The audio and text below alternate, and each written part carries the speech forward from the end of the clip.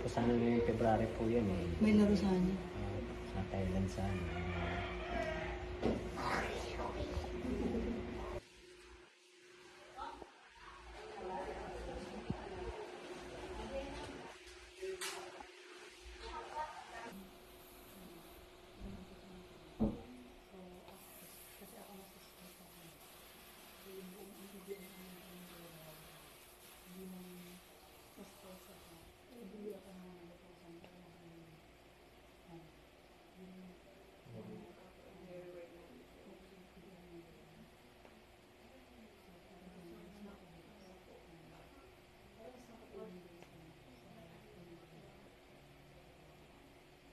Guwapo. Guwapo, no? Nag-iba na lang siya kasi ano. Nag-iba na lang yung...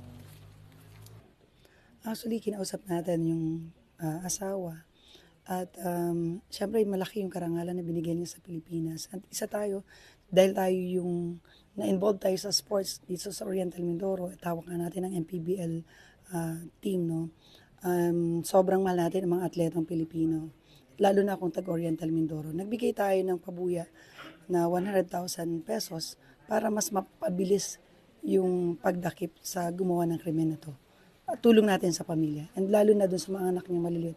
Habang nakikita ko kanina, no, umiikot yung mga bata, nakikita natin yung pagiging nanay natin, nararamdaman natin yung pagiging nanay.